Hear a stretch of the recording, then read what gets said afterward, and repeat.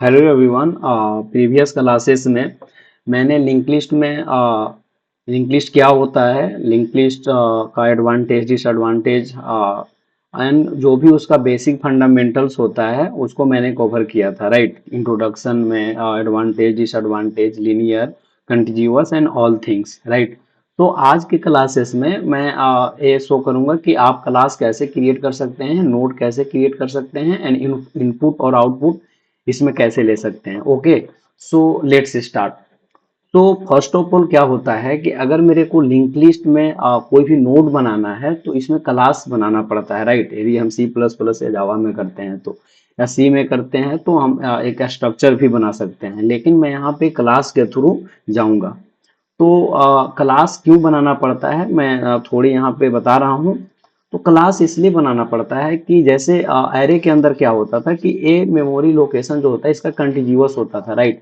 अगर मैं यहाँ पर 10 लूँ तो इसमें मेमोरी लोकेशन कंटिन्यूअस होता था और इसमें एक ही डेटा मेंबर होते थे। लेकिन हमारे पास जो लिंक लिस्ट है इसमें जो होता है कि मेमोरी लोकेशन भी कंटिन्यूअस नहीं होता है और सिंगल सिंगल नोड होता है इसमें अलग अलग, ठीक है। और इसमें दो वैल्यू होते हैं, तीन भी हो सकते हैं अगर डबली है तो। इसमें होता है कि एक डेटा हो गया, एक नेक्स्ट एड्रेस रखता है नोड को कनेक्ट करने के लिए। जैसे मैंने बताया था कि इस तरह का नोड होगा उसमें और ये सारे ना एक दूसरे से कनेक्टेड होंगे। जैसे मैंने बोला था कि लिंक लिस्ट में जो नोड है इसमें एक डेटा होगा, एक एड्रेस होगा जो नेक्स्ट से कनेक्टेड होगा, ठीक है। तो ये रहता है। तो अब मैं डायरेक्ट जंप करता हूँ कि क्लास बना रहा हूँ। तो जो नोड होता है वो यूजर डिफाइंड डेटा टाइप होता है, ठीक है। तो मैं क्लास जो बनाऊंगा ना, मैं नोड टाइप का बनाऊंगा, ठीक है। क्योंकि जो लिंक लिस्ट का जो नोड होता है उसको उसको नोड बोलते हैं, जो डेटा और एड्रेस स्टोर करते हैं, ठीक है। तो इसमें मैं ना क्लास हमेशा मैं नोड टाइप का बना रहा हूँ और क्लासेस में इस पार्टिकुलर नोड के अंदर क्या क्या डेटा होगा वो हमें ध्यान में रखना है। तो मैंने लिंक लिस्ट के जब समझाया था तो उसमें मैंने बताया था, वो अभी मैं बताया कि इसमें एक डेटा मेंबर होता है और एक नेक्स्ट पॉइंटर होता है जो एड्रेस होल्ड करता है नेक्स्ट नोड का। ओके, तो मैं यहाँ पे क्या करूंगा, एक डेटा मैं लूंगा, इस यूजर डिफाइंड डेटा टाइप जो नोड है, इस नोड के अंदर एक मेरे पास डेटा होगा और एक मेरे पास एड्रेस होल्ड करेगा किसी भी पार्टिकुलर नेक्स्ट नोड का। तो ये जो होगा ना ये नोड टाइप का होगा। व्हाई? बिकॉज ये जो है ना मेरा एड्रेस होल्ड कर रहा होगा, राइट। और इसको जो है ना मैं हमेशा पब्लिक रखूंगा, ठीक है। ठीक, आप यहाँ पे क्या करेंगे, पब्लिक लिखेंगे, ठीक है। तो ये क्या होगा कि नीचे के जो भी डेटा मेंबर है सारे पब्लिकली एक्सेसिबल होगा। ओके, सो क्या होता है कि जैसे मैं नोड क्रिएट करता हूं तो एक कंस्ट्रक्टर कॉल होता है, राइट। कंस्ट्रक्टर क्या होता है कि जो एक क्लासेस होता है मेरा वो same name as a class, same name जो होता है same name as a class is called constructor. Okay, constructor जो होता है जनरली हम लोग ऑब्जेक्ट के इनिशियलाइजेशन के लिए कॉल करते हैं। ये ऑटोमेटिक कॉल होता है जब हम कोई भी ऑब्जेक्ट क्रिएट करते हैं, राइट। तो जब यहाँ पे मैं नोड के लिए एक कंस्ट्रक्टर या कोई भी वैल्यू दूंगा तो एक कंस्ट्रक्टर कॉल होगा। तो इसके अंदर क्या होगा कि मैं वहां से ना एक डेटा पास करूंगा, राइट। एक डेटा पास कर रहा हूँ, मीन्स कोई सा भी वैल्यू रहेगा जो मैं उस नोड के अंदर रखना चाहता हूँ। तो जैसे ही मैं इस नोड के अंदर डेटा पास करूंगा तो क्या होगा कि ये जो डेटा है ना उसके डेटा में, जिसके डेटा में इस डेटा को मैं यहाँ पे इंसर्ट कर दूंगा, राइट। इसके बाद जो मेरा नेक्स्ट है ना उसके नेक्स्ट में जब इनिशियली मेरे पास कुछ भी नहीं होगा, इनिशियली मेरे पास कुछ भी नहीं होगा तो इसको मैं नल इंसर्ट करूंगा, ठीक है। तो जैसे क्या होगा कि अगर मैं किसी भी एक नोड के लिए कॉल किया तो एक यहाँ पे नोड क्रिएट हो जाएगा, ठीक है। और इसमें वन डेटा आ जाएगा और नेक्स्ट में जब कुछ भी नहीं है ना तो नल आ जाएगा। इस तरह से नोड क्रिएट होगा, ठीक है। यहाँ पे मैंने दिस इसलिए लिखा ना, इसको पॉइंट कर रहा है कि इस वाले डेटा मेंबर में जाके आप डेटा को जो वैल्यू आ रहा है उसमें पुट कर दो, ठीक है। सो ये चीज आपको समझ में आई होगी। और जैसे अगर आपको क्या है कि अगर इसको कॉल करना है, इस पर्टिकुलर क्लास के लिए नोड क्रिएट करना है, तो आप सिंपल क्या कर सकते हो कि नोड जो है एक यूजर डिफाइंड डेटा टाइप है।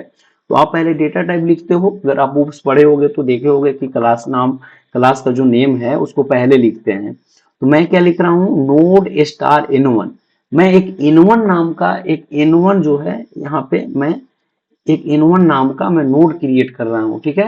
एक यहाँ पे मैं N1 नेम से एक नोड क्रिएट कर रहा हूँ जिसके अंदर मैं इनिशियली 1 रख रहा हूं, ठीक है। क्योंकि ये पॉइंटर टाइप का है, एड्रेस तो है इसमें, इसलिए मैंने स्टार लगाया है यहाँ पे। यदि आप पॉइंटर पढ़े हो तो पॉइंटर का सिंपल कंसेप्ट है कि अगर आपको कहीं भी एड्रेस से रिलेटेड प्ले करना है तो आप वहां पे ऑलवेज स्टार लगाएंगे, स्ट्रिक्ट बोलते हैं इसको, ठीक है। तो क्योंकि यहाँ पे जो नोड क्रिएट होगा, N1 के पास उसका एड्रेस रहेगा, तो एड्रेस होल्ड करने के लिए आपको ये स्टार स्ट्रिक्ट लगाना पड़ेगा, राइट।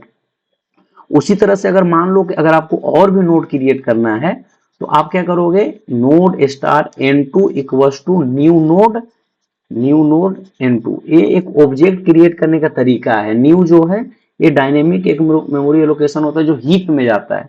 मैं चाहूं तो इसको स्टैटिक भी कर सकता हूं, लेकिन ये सिर्फ C++ में ऐसे सपोर्ट कर रहा होता है। दैट्स वाई मैं यहाँ पे डायरेक्ट डायनेमिक क्रिएट कर रहा हूँ, और जनरली लिंक लिस्ट में हम लोग डायनेमिक ही कर रहे होते हैं C++ में, ठीक है। और जावा वगैरह में भी हम लोग न्यू के हेल्प से ही हम लोग क्रिएट करेंगे नोड।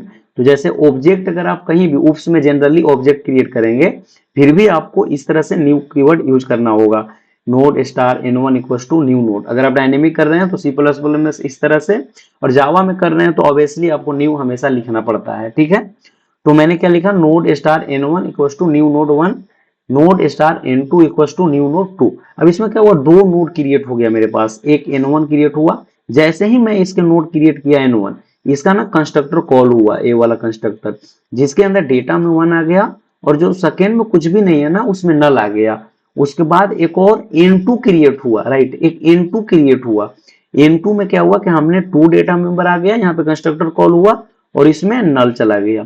अब मान लीजिए मेरे को N1 से N2 को कनेक्ट करना है, तो मैंने प्रीवियस क्लासेस में बताया था कि आप क्या कर रहे होगे, कि इसके नेक्स्ट में आप एक चीज ध्यान रखिएगा कि जो एड्रेस के थ्रू जो भी काम करते हैं ना, तो इसमें एरो का सिंबल लगाते हैं, ठीक है। तो N1 को नेक्स्ट में मैं बोल रहा हूं ना N2 को पुट कर दो, तो N1 के नेक्स्ट में N2 को पुट कर दो, तो यहाँ पे जो भी एड्रेस होगा, मान लीजिए 100 होगा, तो यहाँ पे 100 आ जाएगा, तो ये ऐसे कनेक्ट हो जाएगा, ठीक है। ओके, तो ये चीज आपको समझ में आई होगी। तो अब हम लोग डायरेक्ट कोड करते हैं, और अब मैं आपको ये चीजें दिखाता हूँ कि आप इसको कैसे करते हैं, ठीक है। सो मैंने क्या बताया, मैंने बताया कि क्योंकि मेरे पास जो लिंक लिस्ट का नोड होता है वो यूजर डिफाइंड डेटा टाइप है, तो मेरे को इसमें दो वैल्यू चाहिए होता है, दो इनपुट फील्ड, एक होता है डेटा और एक होता है एड्रेस। तो मेरे को एक यूजर डिफाइंड डेटा टाइप बना है जो नोड हुआ। मैंने आपको इनिशियली बोला कि आपको यहाँ पे पब्लिक एक्सेसिबल करना होगा, ठीक है। तो मैं क्या बोला कि इसमें दो डेटा मेंबर, दो इनपुट्स फील्ड होगा, ठीक है। एक डेटा मेंबर और सेकेंड जो होगा वो एड्रेस होगा, ठीक है। सेकंड जो होगा एड्रेस होगा, लेकिन कैसा होगा, पॉइंटर टाइप का होगा। तो इसमें मैं क्या लिखूंगा, स्टार। उसके बाद मैंने आपको बोला कि कंस्ट्रक्टर क्रिएट करते हैं, जो भी मेरे को नोड में क्रिएट किया हूं उसको इनिशियलाइजेशन के लिए। तो यहाँ पे क्या होगा, यहाँ पे एक मैं डेटा मेंबर, डेटा वैल्यू कुछ भी वहां से मैं क्रिएट कर रहा हूँ, राइट। तो यहाँ पे ना क्लास में लास्ट में सेमी कोलन लगाना होता है, अभी आप क्लास क्रिएट कर रहे हैं तो, ठीक है। तो जैसे ही मेरे पास यहाँ डेटा आया, आई एम सेइंग कि ये जो डेटा है ना, ये जो डेटा है मेरे पास, जो डेटा आ रहा है उसको इस वाले डेटा के लिए पुट कर दो, ठीक है। तो ये डेटा के अंदर डेटा चला गया, ठीक है। उसके बाद जब जनरली जब पहले नोड बनाते हैं तो उसमें डेटा ही सिर्फ पुश करते हैं, और उसके जो नेक्स्ट होता है ना उसको नल कर देते हैं, ठीक है। और अभी जस्ट मैंने आपको बताया कि अगर आपको नोड क्रिएट करना है, सपोज टू बी N1 करना है, तो you have to write node star N1 equals to new node, okay, new node, ठीक है। इसमें क्या हुआ, नोड एक यूजर डिफाइंड डेटा टाइप है, न्यू जो है डायनेमिक लोकेट कर रहे हैं, जो हीप के अंदर होता है, ऑब्जेक्ट इसी तरह से क्रिएट करते हैं, ठीक है। और मैं यहाँ पे 1 जो है मैं एक वैल्यू पास कर रहा हूँ। जैसे एक चीज मैंने बताया कि आप चाहे तो इसको स्टैटिक ही कर सकते हैं C++ में, आप डायरेक्ट ऐसे लिख सकते हैं, नोड N1 में आप ऐसे पास कर सकते हैं, नोड N1, लेकिन अभी मैं ऐसे नहीं कर रहा हूँ क्योंकि जनरली हम लोग डायरेक्ट डायनेमिक ही करते हैं, तो मैं उसी को मैं फॉलो कर रहा हूँ, जो आप इसी तरह से ही कर रहे होंगे आगे भी, ठीक है। अब मान लेते हैं कि मैंने एक N1 नोड क्रिएट किया, इसी तरह मैं एक N2 नोड क्रिएट करना चाहता हूँ, ठीक है। N2 नोड में जो क्रिएट कर रहा हूँ उसके अंदर मान लो मैं 2 वैल्यू पुट कर दे रहा हूँ, ठीक है। उसी तरह से मान लो मैं एक N3 भी कर लेता हूँ, node star N3 equals to new node N3। अब मैं इतना नोड क्रिएट कर लिया। अब मैंने आपको बोला था कि नोड क्रिएट करने के बाद आपको क्या करना है कि N1 के नेक्स्ट में व्हाट आई एम सेइंग कि N1 के नेक्स्ट में क्या आ जाए, N2 आ जाए। तो ऐसे क्या होगा कि N1 से N2 कनेक्ट हो गया, राइट, N1 से N2 कनेक्ट हो गया, क्यों, क्योंकि N1 में ना N2 का एड्रेस आ चुका होगा, ठीक है। उसी तरह से अगर मेरे को N3 को भी कनेक्ट करना है तो आई विल से कि N2 के नेक्स्ट में क्या आ जाए, N3 आ जाए, ठीक है, इस तरह से आ गया। अब देखो मेरा जो नोड हो गया ना, कनेक्ट हो गया सारे के सारे, N1 से N2, N2 से N3, ठीक है। अब मैं अगर इसमें कुछ भी अगर प्रिंट करना चाहूँ तो आई कैन से कि प्रिंट कर सकते हैं। मैं क्या करता हूँ कि एक प्रिंट फंक्शन बनाकर ही डायरेक्टली कर लेता हूँ, ठीक है, उससे आसानी होगी। मैं क्या कर रहा हूँ, एक प्रिंट फंक्शन बनाया, ठीक है। इसमें मैं लिख देता हूँ, मैं हेड लिख लेता हूँ, ठीक है। जनरली मैंने बताया था कि ऐसे जनरली हम लोग नेम लेते हैं तो फर्स्ट नोड को हेड लेते हैं, इसीलिए मैं यहाँ पे हेड ले रहा हूँ, ठीक है। अब मान लीजिए मेरे को क्या प्रिंट करना है, अगर मेरे को प्रिंट करना है हेड का डेटा प्रिंट करना है, ठीक है, हेड का डेटा प्रिंट करना है, ठीक है, हेड का डेटा। लेकिन अभी मैं इस तरह से कॉल करूंगा तो सिर्फ यहाँ से मान लीजिए, यहाँ से मैं कॉल करता हूँ प्रिंट फंक्शन को, और मैं किसको पास करता हूँ, मैं यहाँ पे N1 को पास कर रहा हूँ अभी, ठीक है। तो N1 को मैं जो पास कर रहा हूँ तो अभी मेरे पास सिर्फ N1 का डेटा गया। अगर मैं ऐसे प्रिंट किया तो सिर्फ वन प्रिंट होगा, पहला नोड का प्रिंट हो जाएगा, ठीक है। अगर मेरे को आगे और प्रिंट करना है तो मैं क्या करूंगा कि हेड के नेक्स्ट पर लेके जाऊंगा, हेड को नेक्स्ट पर लेके जाऊंगा, ठीक है। उसके बाद में दोबारा से सी आउट करके और हेड के डेटा को प्रिंट कर रहा हूँ, ठीक है। मैं क्या बोल रहा हूँ कि मैंने सी आउट यहाँ हेड का डेटा किया, क्योंकि हेड में मेरे पास दो चीज था ना, एक नेक्स्ट था एक डेटा था। तो मैं यहाँ पे हेड का डेटा किया तो यहाँ पे एक डेटा प्रिंट हुआ 1। उसके बाद मैं हेड को बोल रहा हूँ कि आप एक स्टेप आगे चलो, आगे शिफ्ट हो, तो हेड इक्वल्स टू हेड का नेक्स्ट, ओके। उसके बाद मैंने फिर से हेड के डेटा प्रिंट किया।